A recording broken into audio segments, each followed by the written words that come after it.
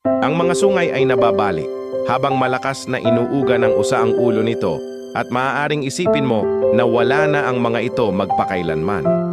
Ngunit nawawala talaga ang kanilang mga sungay tuwing taglamig. Pero mabilis din agad itong bumabalik. Hindi kagaya ng feelings niya sa'yo na wala ng pag-asang bumalik. Kung ikaw ay iinom ng isang pint ng dugo, magpa-provide ito ng 700 calories sa katawan mo. Kaya kung iinom ka ng 3 pints ng dugo kada araw, sapat na ito para ma-maintain ang timbang mo. Pero kung ikaw ay matatrap sa isang blood bank, gaano mo kaya katagal na kakayaning ipaglaban ng taong hindi ka naman mahal? Kung ikaw ay nahulog sa loob ng kulungan ng gorilya, maaaring ikaw ay sumigaw at tumakbo. Ngunit maaaring mairita ang mga gorilya at umatake. Sa halip manatiling kalmado at iwasan ang bigla ang mga galaw, dahan-dahang yumuko upang magmukhang maliit at hindi banta, at huwag makipagtitigan sa taong wala namang pagtingin sa iyo. Ang tinik ng bubuyog ay napunit kasama ang paghila ng ilang bahagi nito, panunaw at iba pang mahahalagang organo habang sinusubukan nitong makalakas. Nangyayari ito dahil ang kanilang tinik na may matilis na dulo kapag sila ay tumusok sa balat na kumakapit gaya ng isang maliit na harpoon. Ang tinik ay patuloy na nagdadala ng lason sa balat na nagdulot ng labis na kirot sa iyong damdamin dahil nalaman mo kahit gaano mo siya kamahal, hindi ka pa rin titigil.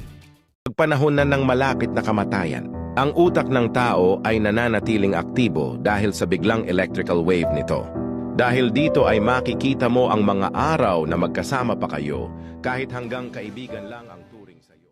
Nagsara ang mga pinto at biglang naipit ang kanyang backpack at hindi napansin ng driver ang pagkaladkad sa kanya ng driver ng bus.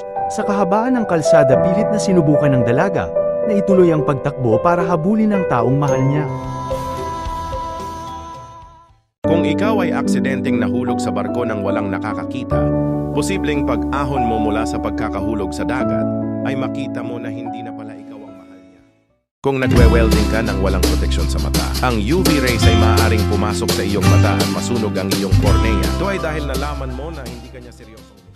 Kung kakagatin mo ang dila mo, alam mo ba na ang muscle sa panga ng tao ay kayang mag-produce ng sapat na lakas upang basagin ang nutshell? Pero kung kakagatin mo ang dila mo, ay pipigilan ka ng utak mong masaktan kahit alam mong masaya na siya sa piling. Kapag kinutuban ka na may kakaiba o may nakapasok sa bahay mo, ay agad kang tumawag ng mga pulis. Pagdating nila ay agad nilang hahalughugin ang bahay at makikita na hindi ka pinili ng taong mahal mo. Pag ikaw ay nalaglag sa bulkan ay susubukan mong kumapit sa bato, pero wala kang magagawa kundi bumitaw dahil nakita mong masaya na siya sa iba.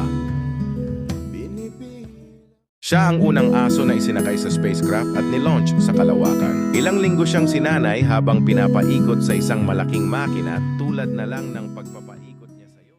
Ganito ang dapat mong gawin kung sakaling ikaw ay makidnap. Maging kalmado ka lang sa lahat ng sitwasyon.